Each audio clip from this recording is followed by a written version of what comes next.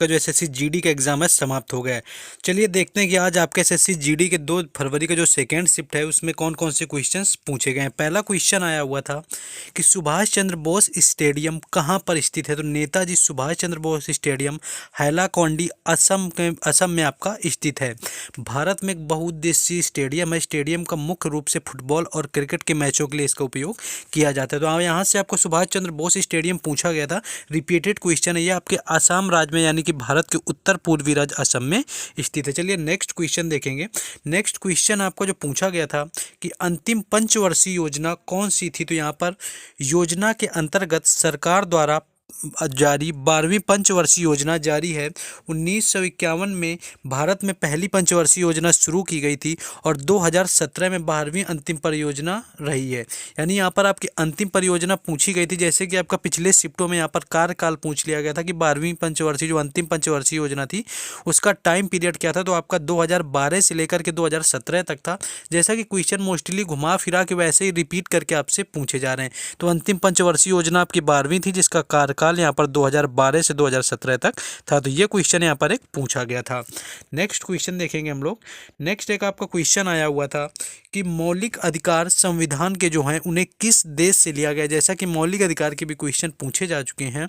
तो भारतीय संविधान की मुख्य विशेषताओं में अंतिम रूप से विशेषताओं के रूप में मौलिक अधिकार संयुक्त राज्य अमेरिका के संविधान से लिया गया। तो यहाँ पर संयुक्त राज्य अमेरिका आपका राइट आंसर हो जाएगा, जहाँ से कि आपके संविधान में मौलिक अधिकारों को लिया गया। तो ये क्वेश्चन आज आपका पूछा गया था। ये आपका रिपीटेड क्वेश्चन है। नेक्स्ट आगे चलेंगे। चलिए ये क्वेश्चन देखते हैं, लेकिन उससे पहले जिन लोगों ने अभी तक चैनल को सब्सक्राइब और वीडियो को लाइक नहीं किया तो आप सभी को वीडियो को लाइक और चैनल को सब्सक्राइब जरूर कर लेना है, क्योंकि आप सभी के सपोर्ट से यहाँ पर हम लोग आप लोगों के लिए काम कर पा रहे हैं। आप जैसा कि देख रहे होंगे प्लेलिस्ट में जाकर के भी देख सकते हैं, आपको हर एग्जाम का हर शिफ्ट का एनालिसिस करवाया जाता है यहाँ पर। तो आप सभी लोगों को सपोर्ट के लिए वीडियो को लाइक और चैनल को सब्सक्राइब जरूर कर देना है। और टेलीग्राम चैनल और व्हाट्सएप ग्रुप का जो लिंक है वो आपको डिस्क्रिप्शन में दिया गया है, जहाँ से जाकर के आप जुड़ सकते हैं, जहाँ पर आपको PDF दी जाती है डेली बेसिस पर और आपको बाकी सारी अपडेट शेयर की जाती है। जैसे कि आपकी इस PDF में आपको जो मिलती है यहाँ पर 10 से 12 क्वेश्चन आपके जो है डेली PDF से यहाँ पर पूछे गए हैं। नेक्स्ट क्वेश्चन देख लेते हैं। आप अपने क्वेश्चन में वापस आते हैं कि अशोक ने कलिंग युद्ध का वर्णन किस शिलालेख में करवाया था। तो अशोक ने 13वें अभिलेख के अनुसार उसने अपने राज्याभिषेक के 8 वर्ष बाद कलिंग युद्ध लड़ा हुआ था। कलिंग विजय उसकी आखिरी विजय थी।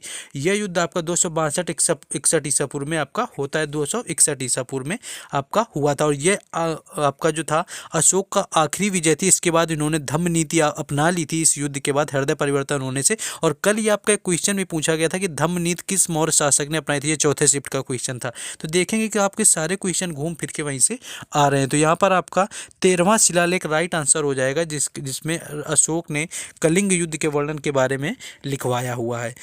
चलिए नेक्स्ट क्वेश्चन देखेंगे। नेक्स्ट आपका क्वेश्चन करंट से ये पूछ लिया गया था कि नीरज चोपड़ा ने टोक्यो ओलंपिक में कितनी दूर तक भाला फेंका था। तो नीरज चोपड़ा ने 89.30 मीटर आपका भाला फेंका और टोक्यो ओलंपिक में बनाए रिकॉर्ड को तोड़ दिया। ये आपका जो 89.30 मीटर है ये इन्होंने फिनलैंड पर फेंका है, जबकि फिनलैंड ने हेलेंडर ने आपका 89, लेकिन वहाँ पर आपका जो 87 यानी कि 87 आपका 5 यानी 87.52 मीटर आपका टोक्यो ओलंपिक में फेंका हुआ था। तो 87.5 आपको ऑप्शन में दिया होगा जो कि राइट आंसर है। और ये आपको जो 89.3 है ये आपका फिनलैंड के हेलेंडर में आपकी जो दूसरी प्रतिस्पर्धा थी उसमें नीरज चोपड़ा ने फेंक करके यहाँ पर आपका भाला अपना रिकॉर्ड तोड़ दिया था। तो 87.53 मीटर जो नीरज चोपड़ा ने टोक्यो ओलंपिक में भाला फेंका था, जो कि राइट आंसर था।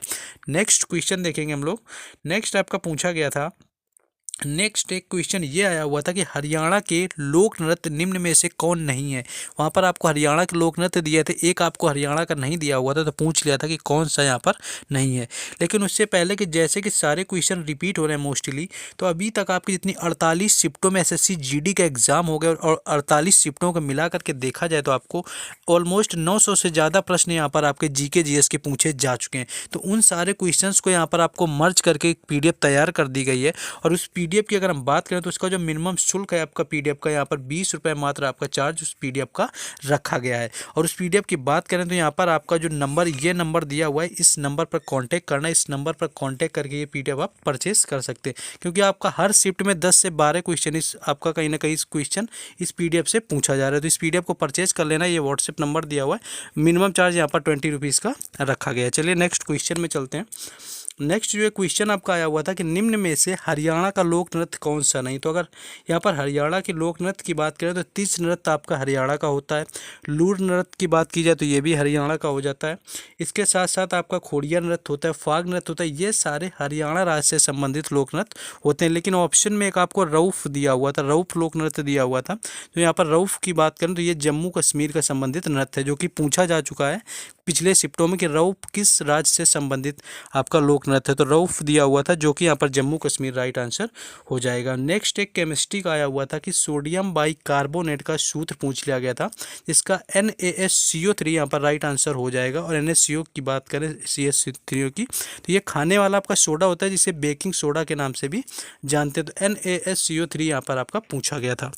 नेक्स्ट जियोग्राफी में जो क्वेश्चन आया हुआ था रिवर्स से अगर बात करें तो नेक्स्ट क्वेश्चन था कि गंगा नदी कहाँ पर गिरती है। तो गंगा नदी की बात करें तो आपकी ये भारत की प्रमुख नदियों में से एक होती है, जो पूर्व में उत्तरी भारत के गंगा मैदान से होकर बांग्लादेश में आपकी बहती है। यह नदी भारत के उत्तराखंड के राज्य में स्थित हिमालय से लगभग 2510 किलोमीटर की दूरी पर स्थित और बंगाल की खाड़ी के सुंदरबन डेल्टा में गिरती है। तो बंगाल का खाड़ी यानी कि बे ऑफ बंगाल आपको ऑप्शन में गिवन होगा, तो बंगाल की खाड़ी यहाँ पर राइट आंसर हो जाएगा, जहाँ पर गंगा नदी आपकी गिरती है। नेक्स्ट एक क्वेश्चन आया हुआ था और केमिस्ट्री साइंस में था कि प्लास्टर ऑफ पेरिस जो होता है उसका रासायनिक नाम क्या होता है। प्लास्टर ऑफ पेरिस की बात करें, POP का रासायनिक नाम की, तो कैल्शियम सल्फेट हेमीहाइड्रेट यहाँ पर राइट आंसर हो जाएगा। यानी कैल्शियम सल्फेट हेमीहाइड्रेट POP का आपका यानी प्लास्टर ऑफ पेरिस का रासायनिक नाम हो जाएगा। तो ये क्वेश्चन एक पूछा गया था।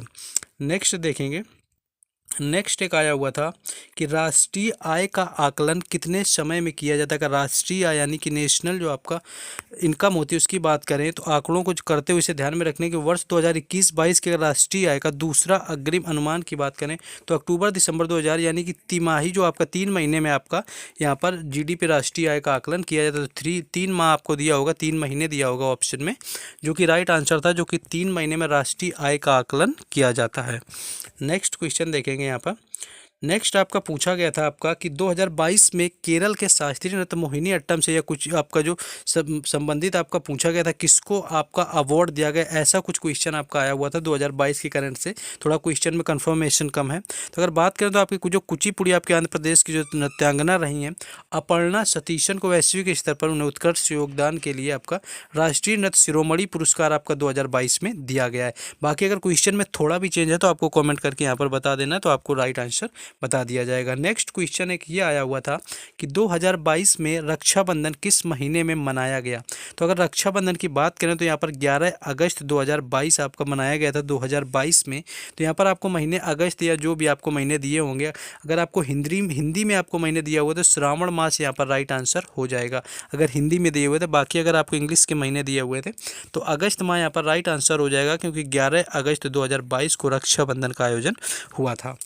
नेक्स्ट एक क्वेश्चन ये पूछा गया था यहाँ पर कि राज्य के महाअधिवक्ता का चयन कौन करता है, यानी राज्य का जो महाअधिवक्ता होता है उसका चयन कौन करता है। तो भारतीय संविधान के अनुच्छेद 165 के अनुसार राज्यपाल के द्वारा महाअधिवक्ता की नियुक्ति की जाती है। तो यहाँ पर जैसे कि आपके भारत की महान्यायवादी जो होता है, महान्यायवादी की नियुक्ति राष्ट्रपति के द्वारा की जाती है, उसी तरह से आपका जो महाअधिवक्ता की नियुक्ति है वो आपके राज्य जिस राज्य के लिए किया जाता है उस राज्य के राज्यपाल के द्वारा किया जाता है। हो सकता है आपसे आर्टिकल भी पूछा जाए तो 165 इसका अनुच्छेद राइट आंसर हो जाएगा। जैसा कि आप शिफ्टों में देखेंगे तो क्वेश्चन घुमा फिरा के वहीं से आपसे पूछ लिए जा रहे हैं, तो आपको ये याद रखना है कुछ PDF से आपके 10 से 12 क्वेश्चन हैं आपके आज छप गए आज के एग्जाम में।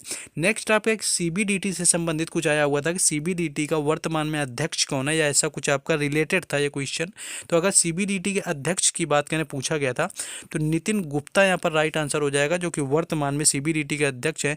IRS अधिकारी नितिन गुप्ता को नए केंद्रीय प्रत्यक्ष कर बोर्ड और अध्यक्ष के रूप में नियुक्त किया गया है। श्री गुप्ता आयकर संवर्ग के 1986 बैच के एक भारतीय राजस्व सेवा IRS अधिकारी और वर्तमान में CBDT के सदस्य के रूप में यहाँ पर कार्यरत हैं। तो यहाँ पर अगर आपका अध्यक्ष पूछा गया था तो नितिन गुप्ता यहाँ पर राइट आंसर हो जाएगा। तो ये था आज आपका जो कि 2 फरवरी का सेकेंड शिफ्ट का एनालिसिस। जितने भी क्वेश्चंस आपको पूछे गए थे सारे बताने का यहाँ पर प्रयास किया गया है।